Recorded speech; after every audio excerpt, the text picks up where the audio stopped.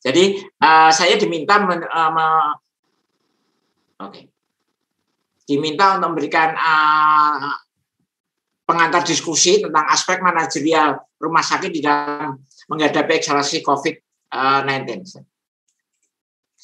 Latar belakang aja sebelum saya ngomong yang lebih lanjut bahwa kita mengetahui bahwa laporan COVID di dunia ini yang kemarin ya, data kemarin sekitar 192. Kemudian total kematiannya ada 4 jiwa, lebih dari 4 juta jiwa.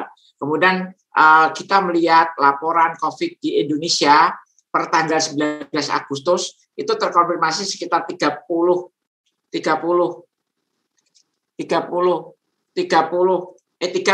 juta. Kemudian mortalitasnya sekitar data kemarin ya, ini belum update, sekitar 121.000 jiwa lebih. Latar belakang juga bahwa ketika pertama kali Presiden mengumumkan COVID-19, kemudian kita juga mengumumkan COVID-19 pertama kali meninggal di Jawa Tengah sekitar Maret 2020. Kemudian April kita membentuk namanya tim SARI ya, Severe Acute Respiratory Infection sesuai dengan SK Direktur, dan kita ditunjuk menjadi RS rujukan utama COVID-19. Masih sebagai RS rujukan utama. Kemudian kita pada tahun 2021 baru kita membuat maternal neonatal COVID itu di Jawa Tengah dan sebagian Jawa Timur itu sekitar 2021. Kita mengetahui bersama bahwa fungsi rumah sakit itu sebenarnya 4 ya, tapi fungsi utamanya adalah 2. Yang terakhir di kuratif dan di rehabilitatif. Jadi kita maksudnya adalah ada suatu upaya kesehatan ya untuk mencegah penyakit menjadi lebih parah pada dengan pengobatan. Kemudian juga usaha kuratif adalah pengobatan yang setepat-tepatnya, secepat-cepatnya setiap jenis penyakit sehingga tercapai penyembuhan yang sempurna dan segera.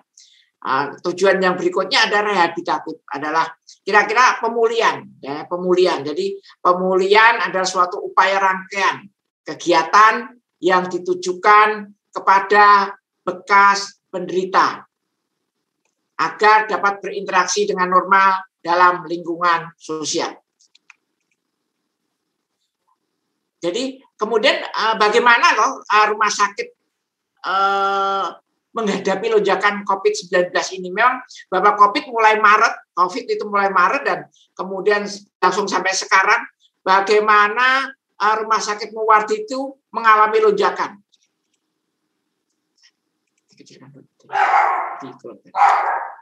Oke.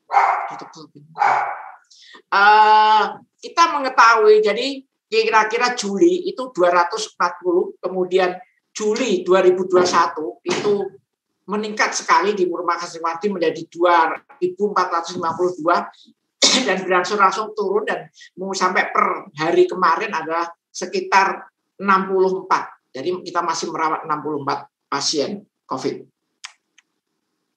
Dari data jumlah yang bisa saya laporkan dari di Rumah Sakit Muwardi adalah seperti ini. Jadi kita mulai Januari aja karena kita hitung yang 2021. Jadi Januari itu kematiannya mulai 247 dan meningkat di Juli menjadi 1085.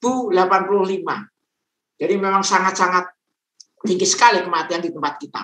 Dari data itu kita lihat seperti ini bahwa yang terkonfirmasi dan kemudian yang suspek itu adalah seperti ini. Jadi suspek itu kita tahu semua dengan gejala-gejala COVID, tapi begitu kita periksa dengan PCR adalah dia tidak menunjukkan kepositifannya. Ini adalah seperti ini. Jadi memang sangat banyak sekali. Kita melihat sebelum 48 jam itu ada 461, setelah 48 jam masih ada 485.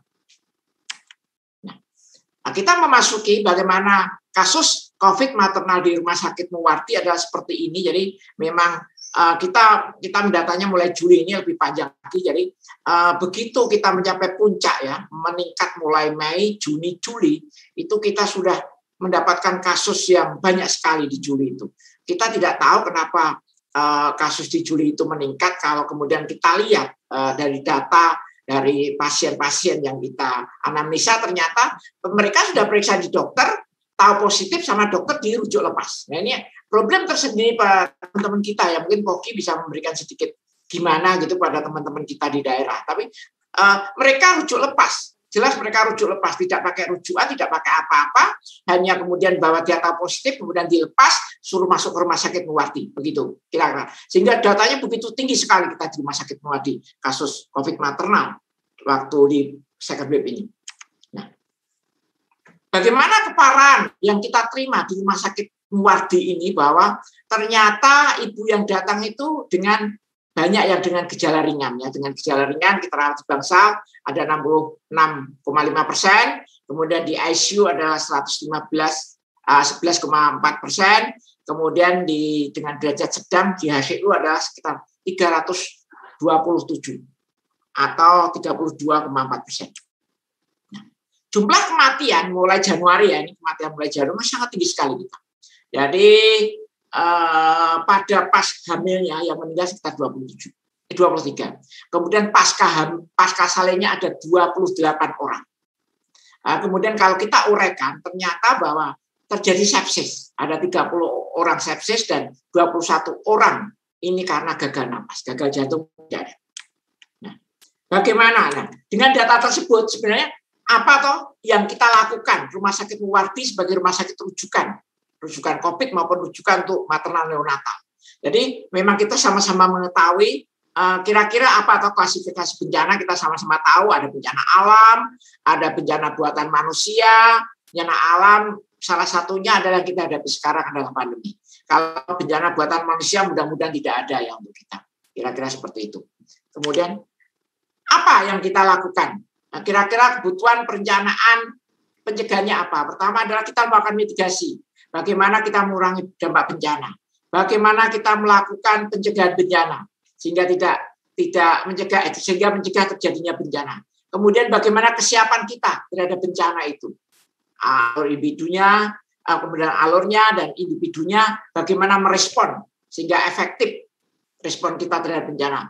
Kemudian respon terhadap bencana, apa langkah-langkah yang sebelum dan setelah bencana itu terjadi? Di dalam fase perencanaan manajemen bencana di rumah sakit, kita ada fase pre-bencana, perencanaan, tapi ternyata pre-bencana kita kemarin ya mohon maaf ya seperti itu, karena kita akan tahu bagaimana ternyata pandemi ini sangat di luar ekspektasi kita.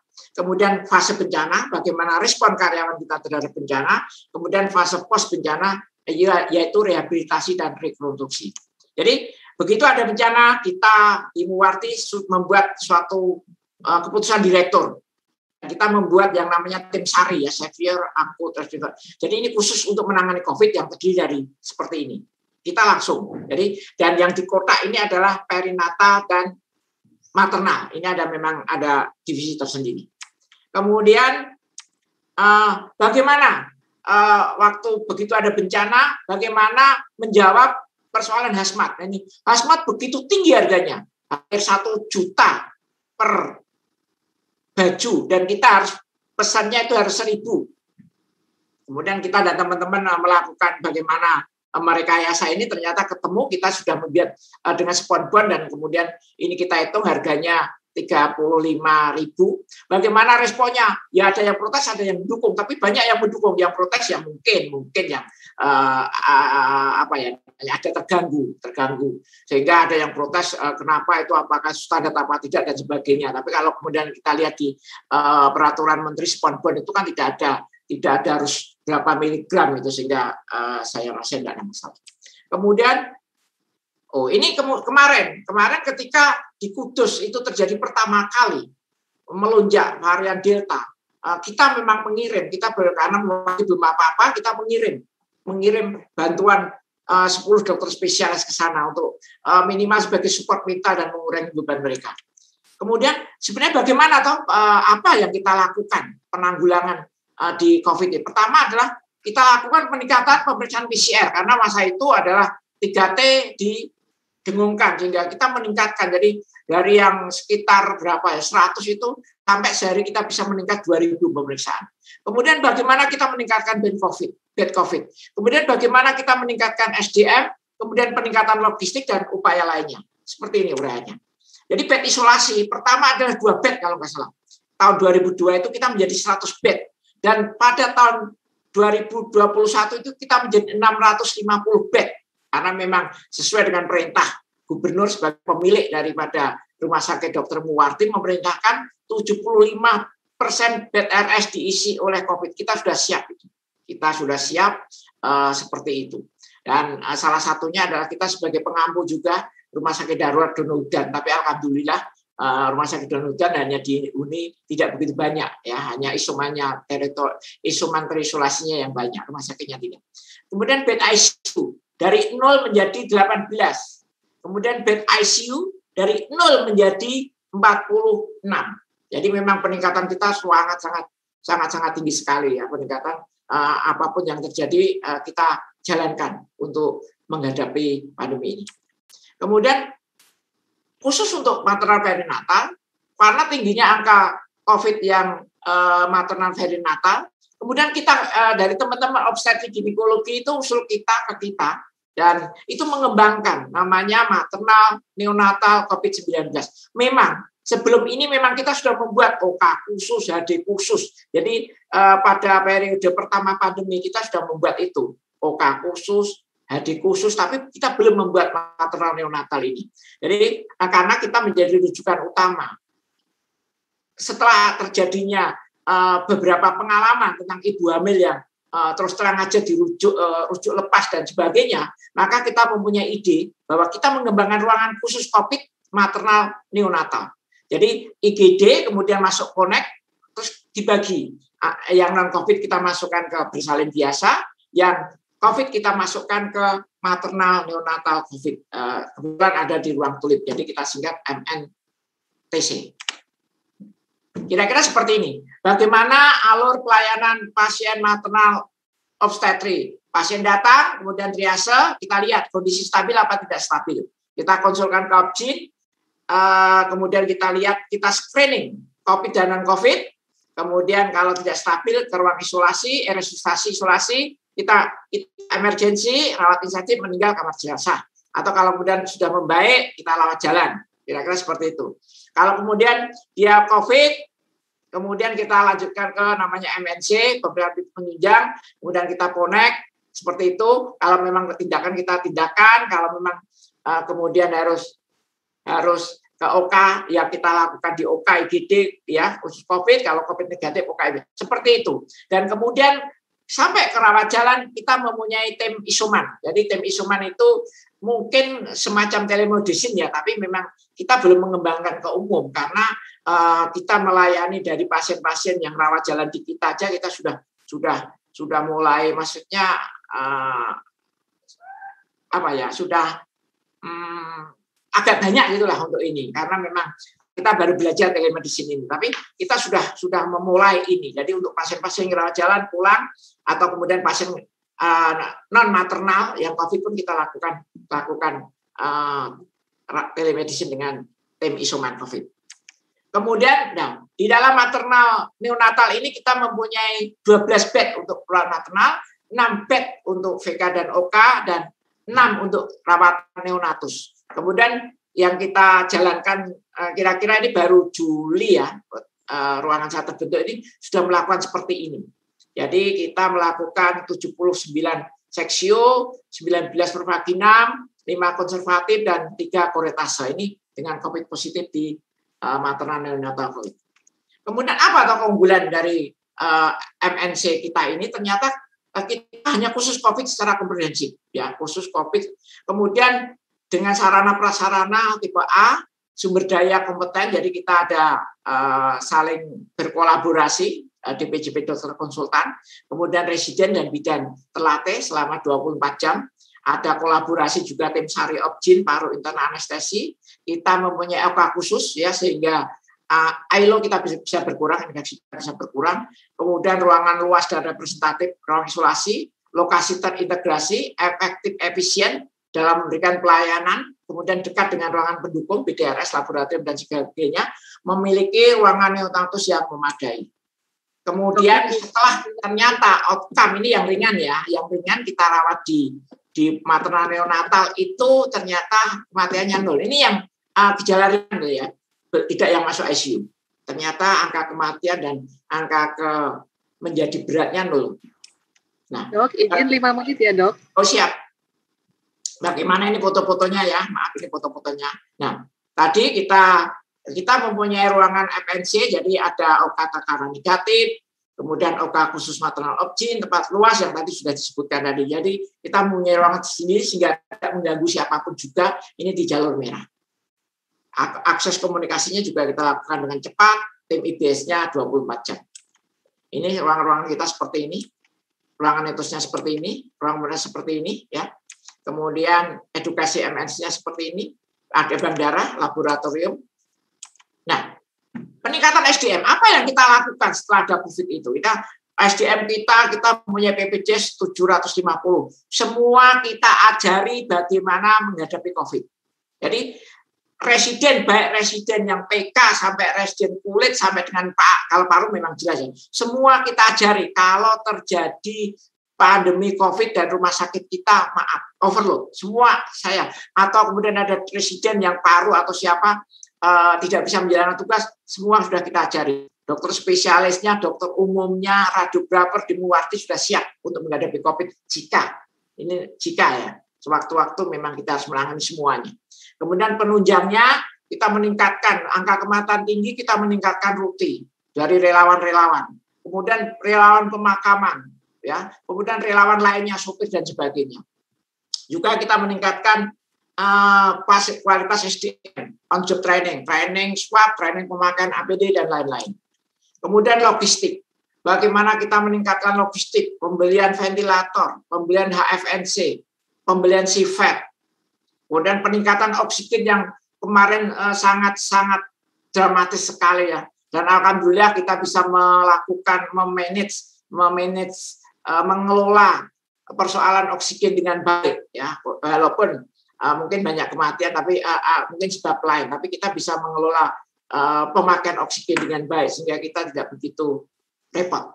Kemudian bagaimana kita pengadaan farmasi dan bantuan hibah yang kita kelola. Kemudian bagaimana kita meningkatkan logistik. Peningkatan logistik kita, peningkatan ambulan dari 2 menjadi 7 mobil. Peningkatan APD, masker, sarung tangan, handscoon, dan sebagainya.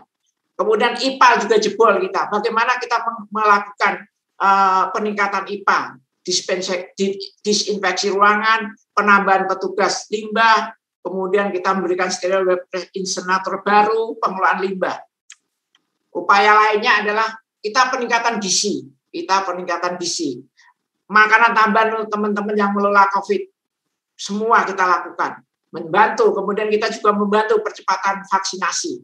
Berapapun vaksin kita siap. Sementara kita sehari bisa memberikan vaksin 500 orang membantu. Kemudian kita juga melakukan pembentukan terapi plasma kovalen dan stem cell yang sekarang masih dalam tahap penelitian. Hasil definitif kita belum tahu karena memang dari Jakarta. Kemudian kita juga melakukan update terapi COVID yang kita sama-sama tahu. Setiap saat update COVID ini kadang-kadang terapinya berubah-ubah. Ini seperti ini kira-kira kita sudah bisa melakukan terapi konvalesen dan kita juga membuat unit transfusi baru di rumah sakit sehingga kita bisa melayani. Karena kita paham betul bahwa semua pasien COVID di rumah sakit Muwardi tidak ditarik sedikit pun, walaupun memakai terapi-terapi yang masih dalam penelitian, baik gamma ras dan sebagainya, tidak ditarik sedikit pun. Kemudian kita kita melakukan riset stem cell, kemudian tadi plasmaferesis dan plasma konvalesen yang tadi saya sebutkan sampai sekarang hasil definitifnya belum dikeluarkan. Mungkin demikian sekilas pengantar diskusi dari kita. Mungkin nanti kita bisa berdiskusi banyak dengan teman-teman lainnya. Saya akhiri, moderator. Assalamualaikum warahmatullahi wabarakatuh. Terima kasih.